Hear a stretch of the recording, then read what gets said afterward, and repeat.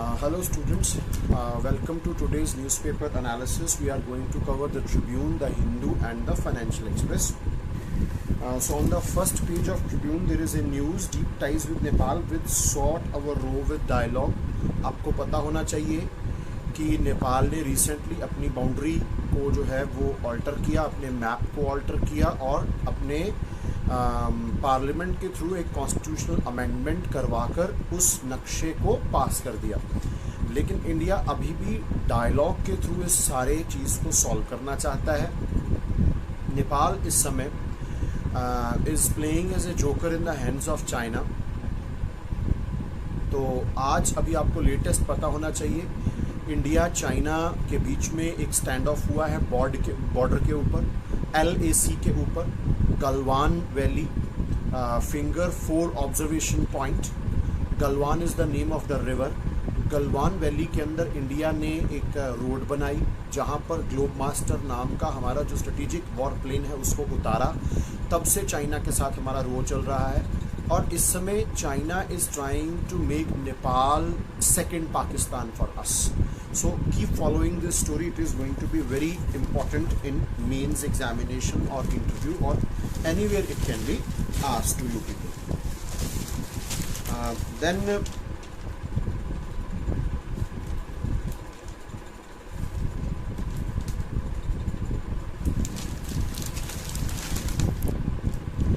Page number 7 editorial के ऊपर, China border face off may take time to ease.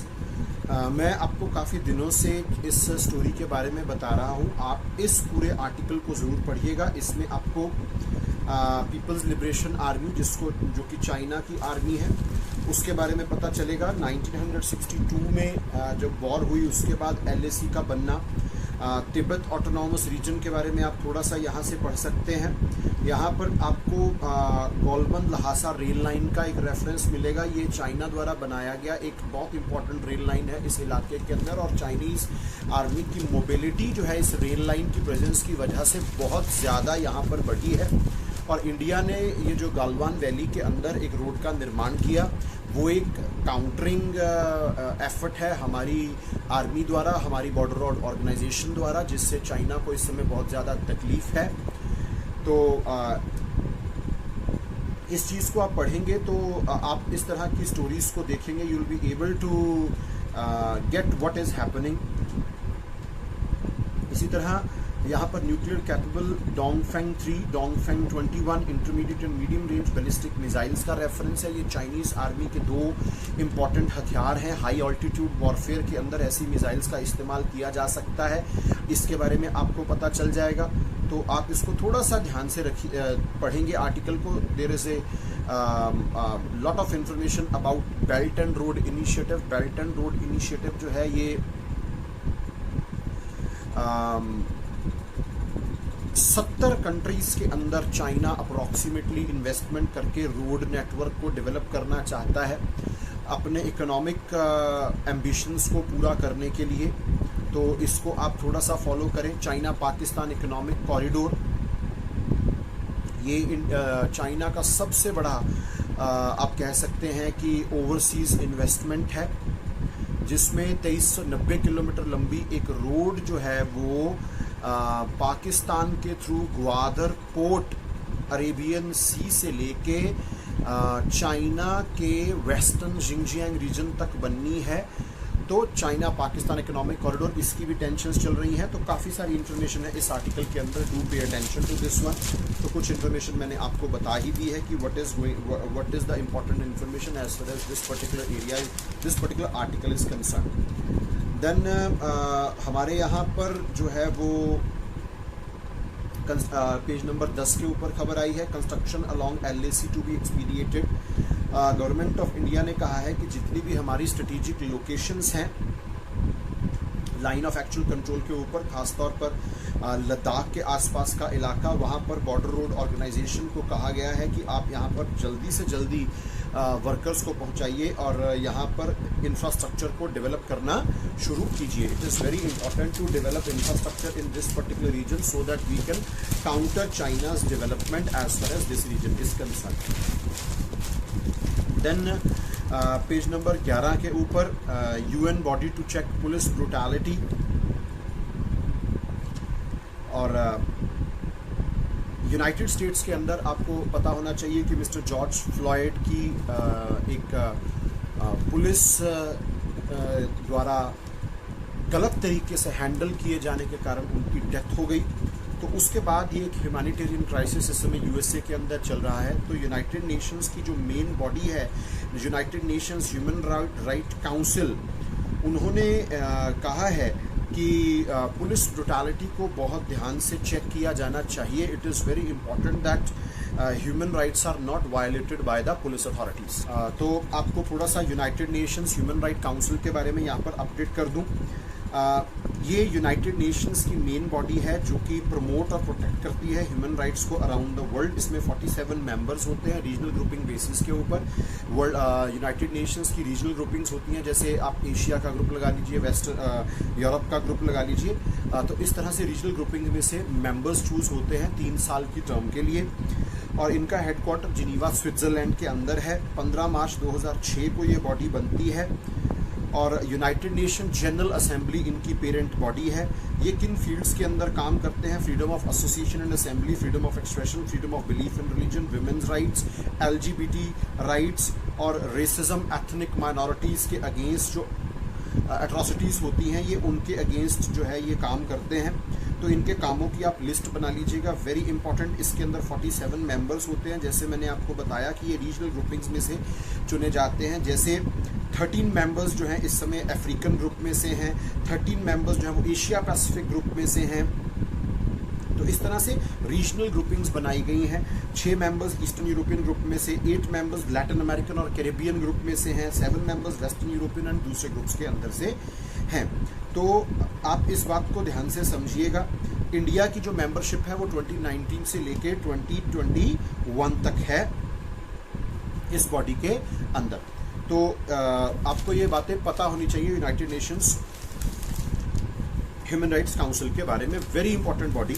तो इसके ऊपर आई एम एक्सपेक्टिंग क्वेश्चन, क्योंकि ह्यूमन राइट्स और रेसिज्म हमेशा एक सेंसिटिव मुद्दा रहा है। इसके ऊपर आप लोग एक अच्छा राइटअप ज़रूर कीजिएगा, और जो मैंने इन्फॉर्मेशन आपको बताई है उसको उस राइटअप के अंदर आप ज़रूर इंक्लूड कर लीजिएगा। उसके बाद पेज नंबर 12 के ऊपर हिमा दास नॉमिनेटेड फॉर राजीव गांधी खेल रत्न अवार्ड। ये आपको पता होना चाहिए कि शी इज़ ए स्प्रिंटर। इनको खेल रत्न अवार्ड के लिए इस बार नॉमिनेट किया गया है गवर्नमेंट ऑफ असम द्वारा। She is 20 years old from Assam, और इस साल यंगेस्ट नॉमिनी है। और इनके साथ साथ javelin thrower Neeraj Chopra, wrestler Vinesh Phogat, table tennis player Manika Batra, women's team hockey captain Rani Rampal, cricket में से रोहित शर्मा, और इनको नॉमिनेट किया गया है। हिमा दास को अर्जुना अवार्ड मिला था 2018 में। तो आपको यहाँ पर हल्की फुल्की सी जानकारी मैं दे दूँ राजीव गांधी खेल रत्न अवार्ड के बारे में। आप इसको ये former prime minister mister Rajiv Gandhi के कमेमोरेशन में दिया जाता है, और इसमें एक मेडालियन होता है और कैश प्राइस होता है 7.5 लाख रुपए का। इसमें जो नॉमिनेशंस हैं ये Indian Olympic associations, sports authority of India, sports promotion and control board, state and union territory governments, और क्रिकेट में BCCI की तरफ से इसमें नॉमिनेशंस जो हैं वो दी जाती हैं। तो इतनी इन्फॉर्मेशन बैकग्राउंड की आपको डेफिनेटली होनी चाहिए व्हाट दिस अवार्ड इज़। तो हिंदू में पाकिस्तान में एक नया डिप्लोमेटिक प्रॉब्लम आया इंडिया पाकिस्तान के बीच में। इंडियन हाई कमीशन में काम करने वाले 2 ड्राइवर्स सुबह मिसिंग हो गए, पॉल सेल्वेदास और दिमू ब्रह्मा, और इंडिया ने इसको बहुत स्ट्रांगली ऑब्जेक्ट किया। पाकिस्तान के जो हमारे यहाँ पर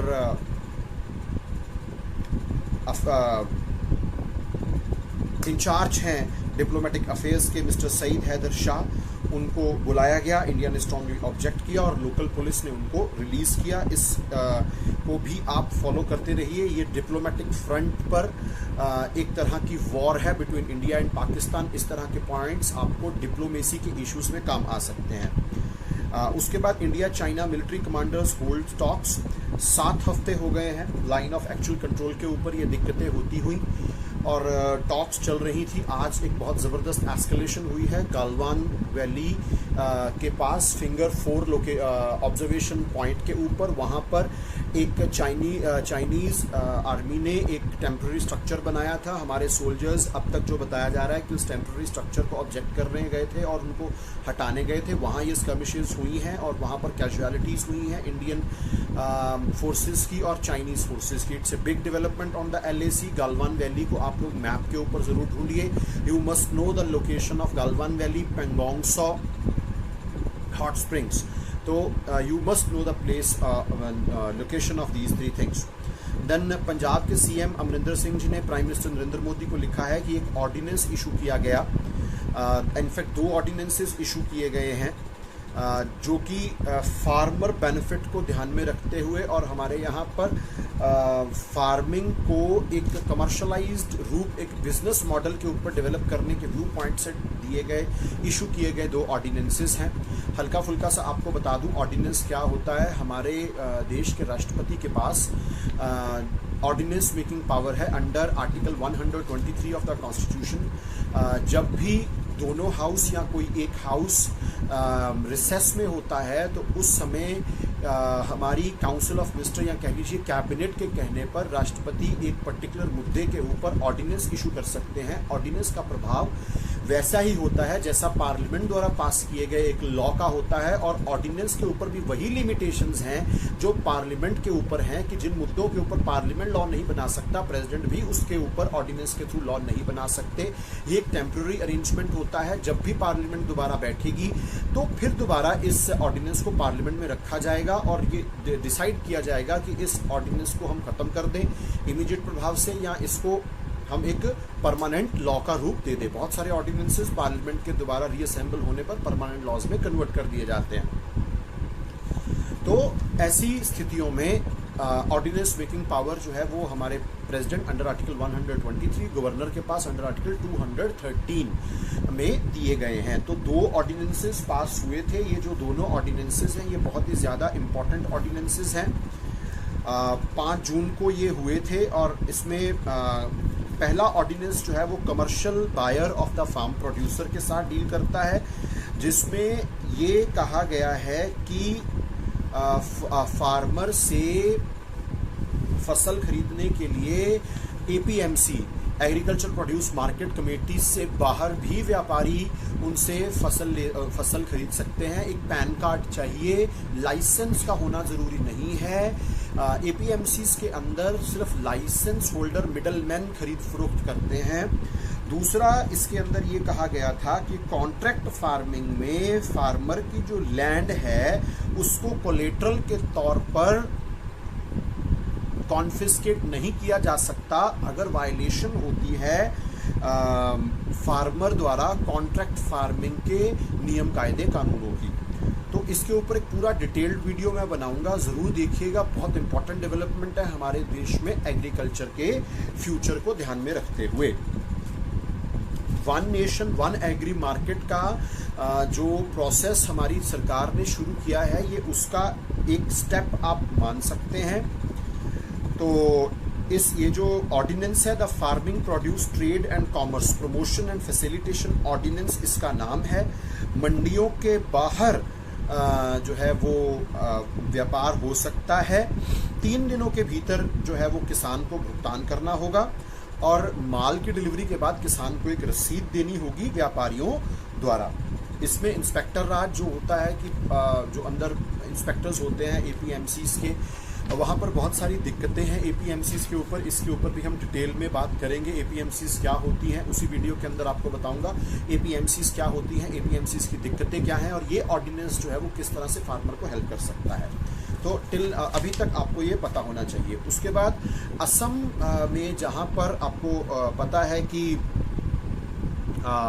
बागजान एरिया के अंदर एक गैस वेल के अंदर ब्लो आउट हुआ। ब्लो आउट का मतलब होता है सडन रिलीज हो जाना गैस का। तो वहाँ पर आसपास के इलाकों में ट्रेमर्स फील किए गए हैं। अगर आप सिस्मोलॉजी का चैप्टर पढ़ेंगे, अर्थक्वेक का चैप्टर पढ़ेंगे ज्योग्राफी में, तो आपको पता लगेगा कि अगर कहीं पर गैस वेल है, ऑयल वेल है, वहाँ से सडनली जब गैस या ऑयल निकल जाता है तो वहाँ पर एक इंस्टेबिलिटी पैदा हो सकती है, टेक्टोनिक मूवमेंट्स, टेक्टोनिक फोर्सेज वहाँ पर पैदा हो सकती हैं और ये ट्रेमर्स वहाँ पर फील किए यूजुअली जा सकते हैं। तो north east institute of science and technology की ये जिम्मेदारी लगाई गई है कि आप इन ट्रेमर्स को जो है वो स्टडी कीजिए और ऑयल इंडिया लिमिटेड के साइंटिस्ट भी इसमें काम करेंगे। ये बागझन वेल है तिनसुकिया डिस्ट्रिक्ट में, जहां पर ये प्रॉब्लम जो है वो रिपोर्ट की जा रही है। आपको ये बात पता होनी चाहिए कि यहाँ पर मगुरी मोतापंग वेटलैंड है बिल्कुल पास में, और 1 किलोमीटर की दूरी के ऊपर डिब्रू सैखोवा नेशनल पार्क है। तो इस तरह के पोटेंशियल क्वेश्चंस बनते हैं, नोट देम डाउन प्लीज। उसके बाद एक ऑयल एंड इन्वेस्टमेंट का आर्टिकल है हिंदू के एडिटोरियल के पेज के ऊपर, जिसमें जो वेस्टर्न एशिया है उसके साथ ऑयल डिप्लोमेसी के ऊपर कुछ बातें की गई हैं। इसमें से एक बहुत important paragraph, India gets around 60% of its hydrocarbon requirement from west Asia. West Asia मतलब जो आप देख सकते हैं ईरान, इराक से लेकर और सऊदी अरेबिया तक की जो मेन ऑयल प्रोड्यूसिंग कंट्रीज हैं, और इंडिया यहाँ से 1.35 बिलियन डॉलर का जो है वो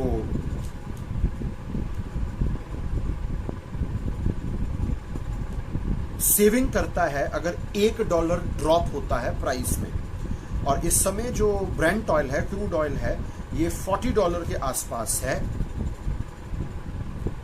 तो नेशनल लॉकडाउन हुआ है, balance of payment crisis. Balance of payment का मतलब होता है लेने वाले और देने वाले पैसे के बीच में जो डिफरेंस होता है, और इसका एडवांटेज गवर्नमेंट ऑफ इंडिया ले सकती है बैलेंस ऑफ पेमेंट को बैलेंस आउट करने के लिए। उसके बाद द ट्रेडिशनल आर्ट ऑफ तालमादले, ये यक्षगान थिएटर के बारे में आपको मैं एक इन्फॉर्मेशन दे देता हूँ। आपको इसके बेसिक्स जो हैं वो थोड़े से पता होने चाहिए। Very important information I will share. और इसका रिसेंटली एक ब्रॉडकास्ट हुआ। ये यक्षगान का एक दूसरा रूप है, उसी का एक सब आर्ट फॉर्म है। तो ये कर्नाटका के अंदर एक फेमस आर्ट फॉर्म है।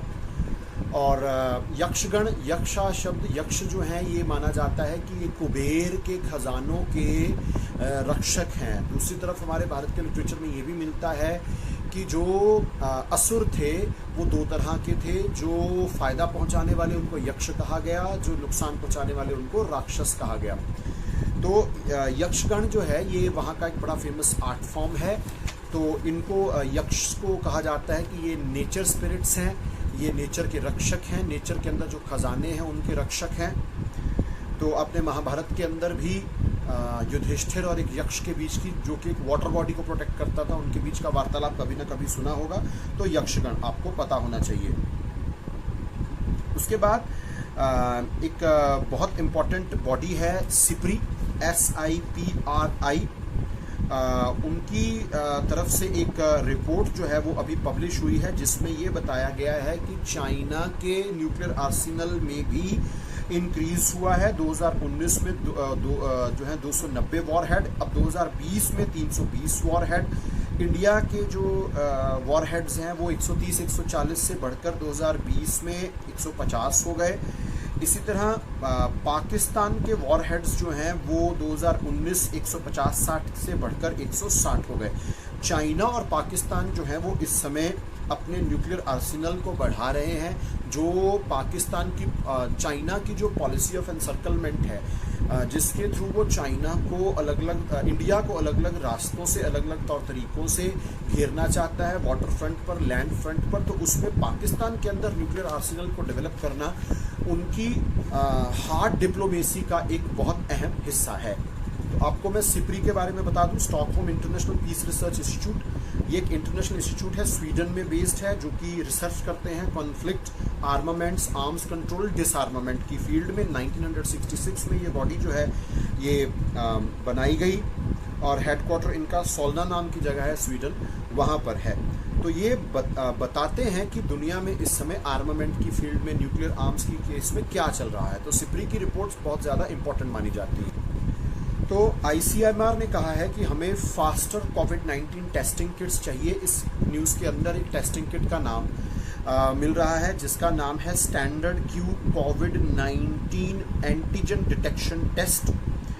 अभी हमारे यहाँ पर RT-PCR का इस्तेमाल किया जाता है, reverse transcription polymerase chain reaction, जो कि नेज़ल स्वैब के ऊपर बेस्ड एक टेक्निक होती है और इसमें लंबा समय लगता है, 3 से 4 दिन, क्योंकि इसका रन बहुत लंबा होता है। हमें जेनेटिक मार्कर्स के बेस पर, DNA के बेस पर आइडेंटिफिकेशन करनी पड़ती है।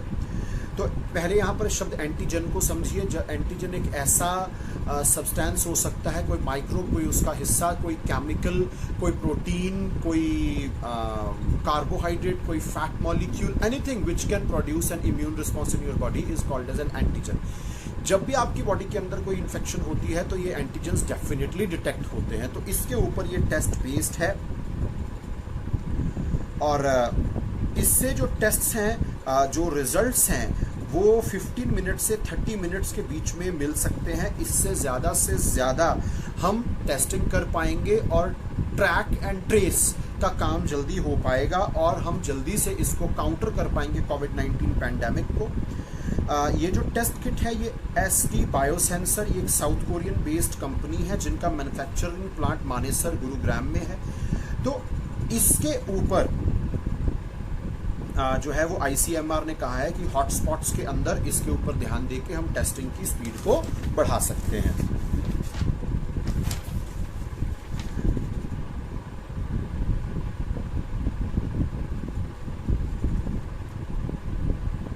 उसके बाद हिंदू के अंदर एक न्यूज़ आई है जिसका टाइटल था वन धन योजना। तो इसकी एक एग्जाम्पल भी दी है नागालैंड के एक डिस्ट्रिक्ट की लांगलैंग, जहाँ पर ब्रूम ग्रास, जिससे झाड़ू बनता है, वो पैदा होता है। तो यहाँ पर वन धन योजना के तहत वो ग्रास जो 7 रुपये किलो बिकता था, वो 60 रुपीज़ kg जो है वो बेचा गया है। इसमें मिडलमैन ट्रेडर्स को हटाकर किसान को सीधा बेनिफिट पहुंचाने की कोशिश जो है वो की जा रही है। तो आपको मैं हल्का फुल्का सा वन धन योजना के बारे में बता। तो वन धन योजना जो है ये 2018 में शुरू हुई। आप इसको कह सकते हैं कि ये जो हमारे यहाँ इकोनॉमिक प्रोग्राम्स हैं, इंडियन पॉलिटी के सेक्शन के अंदर भी आप इसको पढ़ सकते हैं, इकोनॉमिक इश्यूज, सोशल इश्यूज में भी आप इसको पढ़ सकते हैं। तो मिनिस्ट्री ऑफ ट्राइबल अफेयर और tribal cooperative marketing development federation of India, जिसको ट्राइफेड कहते हैं, tribal cooperative marketing development federation of India, इन्होंने 2018 में ये स्कीम लॉन्च की थी। क्यों की थी? To improve the tribal income through value addition of tribal products. तो इस पर्पस के लिए जो है ये स्कीम जो है वो शुरू की गई थी। माइनर फॉरेस्ट प्रोड्यूस का मतलब होता है जंगलों से के अंदर से मिलने वाले घास, पत्ते, फूल, मेडिसिनल प्लांट्स, फ्लावर्स, इन इस तरह की चीज़ें और उनके डेरिवेटिव, हनी एट्सेट्रा। तो इनका ऑप्टिमम यूटिलाइजेशन अगर किया जाए तो हम ट्राइबल लोगों के लिए सस्टेनेबल लाइवलीहुड का इंतज़ाम जो है वो कर सकते हैं। वन धन विकास केंद्र जो है वो बनाए गए, जिसमें स्किल अपग्रेडेशन और capacity building training, primary processing और वैल्यू एडिशन फैसिलिटीज़, ये सब इसके अंदर जो है वो बनाई गई। मिनिस्ट्री ऑफ ट्राइबल अफेयर्स जो है नेशनल लेवल पर जो है इसका नोडल मिनिस्ट्री आप कह सकते हैं, और नोडल एजेंसी इसके लिए ट्राइफेड भी है, tribal cooperative marketing development federation of India. State level के ऊपर minor forest produce schemes, district collectors जो हैं इसकी नोडल एजेंसीज हैं, और यूनिट लेवल पर मतलब जहां पर ये काम होता है एक्चुअली में, वहां पर वन धन विकास समूह 30 मेंबर्स का एक सेल्फ हेल्प ग्रुप बनाया जाता है। तो वहां उसके थ्रू ये काम जो है वो होता है। और इकोनॉमिक प्रोग्रेस, ट्राइबल लोगों की नेचुरल रिसोर्सेज की best possible utilisation, sustainable livelihood को मेंटेन करना, माइनर फॉरेस्ट प्रोड्यूस को MFP means minor forest produce rich areas में से निकाल के मार्केट्स में पहुंचाना, बीच में से मिडलमैन ट्रेडर्स को निकाल के ज़्यादा से ज़्यादा फ़ायदा ट्राइबल लोगों को देना। तो इसके लिए ये काम किया जाता है। तो ये है ये योजना। उसके बाद ट्राइफेड के बारे में बता दूं। ट्राइफेड या tribal cooperative marketing development federation of India, ministry of tribal affairs ने 1987 में लॉन्च किया था, बनाया था, retail marketing of tribal products के लिए और development of minor forest produce के लिए। इनके मेन ऑब्जेक्टिव्स होते हैं promoting and encouraging socio economic development of the tribal community bye improving and developing the market of the tribal commodities. तो market के साथ जोड़ना, एक मीडियम, एक फैसिलिटेटर का काम करता है। तो ये आपको जो है इसके बारे में इंफॉर्मेशन पता होनी चाहिए। उसके बाद international atomic energy agency begins meet over Iran's nuclear programme. Iran ने अपनी 2 न्यूक्लियर साइट्स को एक्सेस देने से मना कर दिया। IAEA जो कि एक Vienna based international atomic energy agency है, इनका काम होता है न्यूक्लियर फैसिलिटीज़ के ऊपर नज़र रखना ताकि न्यूक्लियर फैसिलिटीज़ के अंदर हथियार नहीं बनाए जा रहे हों। जो न्यूक्लियर फैसिलिटीज़ डेडिकेटेड नहीं है हथियार बनाने के लिए, कहीं उनके अंदर हथियारों की डेवलपमेंट तो नहीं चल रही है। इस पर्पस से IAEA का गठन किया गया। हर कंट्री वॉलंटरली अपनी फैसिलिटीज़ को ओपन अप करती है IAEA इंस्पेक्शंस के लिए और डिक्लेयर किया जाता है कि ये हमारी न्यूक्लियर फैसिलिटीज़ जो हैं ये जो है रिसर्च पर्पस के लिए, मेडिसिन डेवलपमेंट के लिए, और ये हमारी न्यूक्लियर फैसिलिटीज़ जो हैं यहाँ पर हम हथियारों के ऊपर रिसर्च करते हैं। तो ये क्लियर क्लासिफिकेशन IAEA को बतानी पड़ती है हर कंट्री द्वारा। तो ईरान के साथ ये प्रॉब्लम काफ़ी देर से चल रही है। ईरान के ऊपर दिक्कत ये आ रही है कि एनरिचमेंट, यहाँ पर 2-3 शब्द मैं आपको बताना चाहूँगा। पहली बात होती है एनरिचमेंट के ऊपर। एनरिचमेंट का मतलब होता है कि कुदरत में से जब यूरेनियम निकाला जाता है तो उसके अंदर हार्डली 1% यूरेनियम मिलता है। एनरिचमेंट का मतलब होता है कि एक यूरेनियम सैंपल के अंदर यूरेनियम की मात्रा को बढ़ाना, इम्प्योरिटीज़ को रिमूव करना। जहाँ तक ईरान की बात है, ये आप नोट कर लीजिएगा, मैं आपको बहुत इंपॉर्टेंट इन्फॉर्मेशन बताने वाला हूँ। ईरान को जो लिमिट दी गई है वो है 3.67%। यहाँ तक एनरिचमेंट कर सकते हैं ईरान अपने यूज़ के लिए।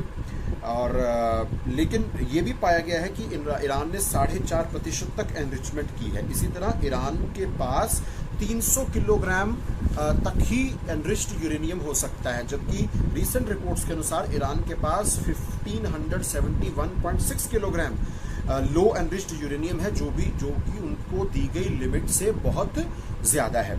हालांकि ये जो मैंने आपको एनरिचमेंट लिमिट बताई है 3.67% एंड 4.5%, 3.67 परमिटेड है, 4.5% उन्होंने अचीव किया है। ये एटॉमिक हथियार बनाने से बहुत ज़्यादा नीचे की एनरिचमेंट लिमिट है।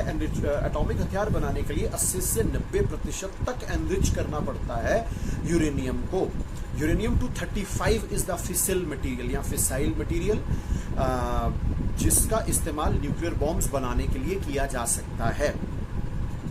तो और जहाँ तक बात है IAEA की, इनके बारे में भी आपको थोड़ा सा जो है वो ज़रूर पता होना चाहिए। ये एक बहुत इंपॉर्टेंट बॉडी है, वियना ऑस्ट्रिया के अंदर ये बेस्ड है। 1957 में बनी, 171 इनके मेंबर्स हैं और काम मैंने आपको बता दिया कि दुनिया भर में nuclear energy, nuclear programmes, nuclear weapons की डेवलपमेंट के ऊपर नज़र रखना IAEA का मेन काम होता है। उसके बाद फाइनेंशियल एक्सप्रेस के अंदर एक खबर थी कि इंडिया के जो एक्सपोर्ट्स हैं वो 36.47% जो हैं वो घटे हैं मई में। और कोविड-19 के कारण petroleum, textile, engineering, James, jewellery, ये हमारी मेन एक्सपोर्टिंग आइटम्स हैं, इनका एक्सपोर्ट नहीं हो पाया। इंपोर्ट जो है वो 51% घटे हैं। तो ट्रेड डेफिसिट, इंपोर्ट एक्सपोर्ट के बीच के डिफरेंस को ट्रेड डेफिसिट कहा जाता है, वो भी घटा है। इट इज़ हार्डली 3.15 बिलियन, जबकि पिछले साल इट वाज 15.36 बिलियन डॉलर्स। तो ये आपको पता होना चाहिए कि बैलेंस ऑफ ट्रेड डेफिसिट क्या होता है, बैलेंस ऑफ ट्रेड क्या होता है, और इंडिया की export items petroleum, textile, engineering, James and jewelleries. तो एक्सपोर्ट और इंपोर्ट दोनों के घटने के कारण ट्रेड डेफिसिट के अंदर जो है वो कमी हमारे पास नजर आई है।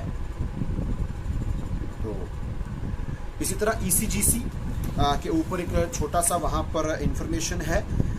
जो ECGC है, ये जो बॉडी है ये 1957 में गवर्नमेंट ऑफ इंडिया ने एस्टेब्लिश की थी export credit guarantee corporation of India. ये इंडियन एक्सपोर्टर्स को जो है आप कह लीजिए क्रेडिट देती है, उनके द्वारा दिए गए एक्सपोर्ट्स को एश्योरेंस देती है कि ऐसे कोविड-19 जैसी अगर हालात आते हैं तो उसके अंदर जो एक्सपोर्टर है उसके नुकसान को कम किया जा सके। तो ईसीजीसी की बेसिक काम क्या है, डेफिनेशन क्या है, इसके बारे में आपको यहाँ से जो है वो पता होना चाहिए। ईसीजीसी इसके ऊपर भी आप 50 वर्ड्स का एक राइटअप लिख सकते हैं। तो that was from today's newspaper.